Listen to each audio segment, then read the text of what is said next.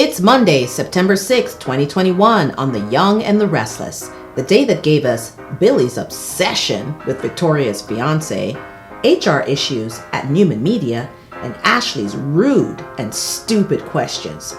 So fill your petty cups to the brim and get ready for a talk soap with Keisha Chantal. Hello, Soap Opera Nation. Welcome back. I'm your host, Keisha Chantal, here to talk to you today about some things that have gotten under my skin with the Young and the Restless, other than the fact that, of course, it is extremely boring and it's such a struggle to watch. And I know, I know that I'm not the only one that feels that way. So, without further ado, let's get into it. Well, it's the day after the Newman Media launch party, the day that gave us so much drama. There wasn't really any drama. The only drama was that Sally threw a glass of champagne in Phyllis's face and Phyllis returned in kind with a huge bucket of ice over her head. That was it. Other than that, the Newman Media launch party was hella boring, just like multiple episodes of the show this week. As a matter of fact, I think you can actually watch one episode and you'll do fine. One episode a week and you'll be able to keep up on what's going on with this show. So let's start with the fact that Billy has a new obsession. It's no longer Adam. He's now obsessed over Ashland. Ashland, oh, how did he get his money? That's the latest thing right now. And I honestly, I love the Ashland character, but I couldn't care less about whatever it is that they're trying to uncover. You know, I hate the fact that Victoria is not allowed any happiness. That's what I hate. Now, you know me, I love to rag on Victoria. I call her the ice queen, okay? She's got a rod up her butt. She's always stiff. She's always formal. She's always grimacing. When she smiles, it looks like it's actually paining her to smile. But still, I got a soft spot in my heart for a woman who wants to be in love. And, you know, she's got the money. She's got the power. She's got the respect. Why can't she have the man too? Billy is a busybody and a goat. And the fact that Lily is actually now co-signing in the name of journalism is disappointing, but not surprising. Now it's time to take a light jog through Catherine Chancellor Park so that Sally and Adam can run into each other after the night of their awkward kiss. And we can follow that up with Chloe running into them because somehow Chloe always seems to show up when Adam and Sally are around. Hey guys. Chloe. Somehow between when she hired Sally to the present day, Chloe has appointed herself as Sally's guardian or deterrent. You know, I just want to be an angel on your shoulder and tell you what a trash man that Adam is. And I'm all for this. Try to help Sally out. Try to warn her. But understand that it's going to be a little bit harder than you anticipate. Case in point, she sits down and Sally tells her all about the night before, how she kissed her boss. And she's not been there, I don't know, not even 2 weeks. She's already slobbing him down. Much to Chloe's horror. Chloe says to her, you know what? I just don't understand how a woman who has such good taste in clothes has such bad taste in men. I don't get it. What do you see in him? I don't understand. Give it up, Chloe. Obviously, your opinion of what Adam can offer differs from the women that he manages to seduce and pull into his little trash bag. All right? He must be working with something. And when I say a trash man always, pulls women, it's because he's got a little magic stick that he's working with. And Chloe obviously doesn't want to acknowledge this. Probably the thought of it makes her nauseous, and that's fine, sis. That's completely fine. But these other women have a totally different perspective and experience than you do. Something about trash makes them exciting. Okay?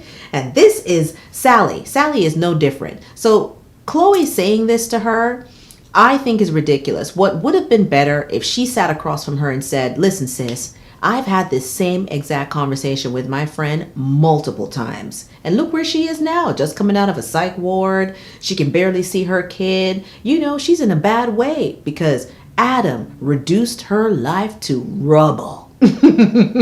So don't say I didn't warn you. And then Chloe should just step back and let Sally and Adam have at it, as much as it pains her. All right? Now, stop this warning and talking about how I don't understand how a beautiful, accomplished woman who dresses well, and a little pause here about Sally dressing well. That's debatable. I don't take it away from her that, honey, she has a beautiful, sculpted, toned body. And, you know, she can pull off almost anything, maybe even a burlap sack. But she has a tendency and a flair for animal prints. And they're shiny and glossy and gaudy and loud. So I don't know if I would go as far as to say that she dresses well or she has great fashion sense. Let's pace ourselves and try to see, you know, a little bit more. All right. Now it's time for the worst part of our day, which is Abby and the misadventures of microwave motherhood. The whole gang is assembled at the Chancellor Mausoleum, where little Dominic is finally home. We have to endure it because no one eats up time and eats up scenes like Abby Newman. All right, Dominic is home. Everyone's gushing over him.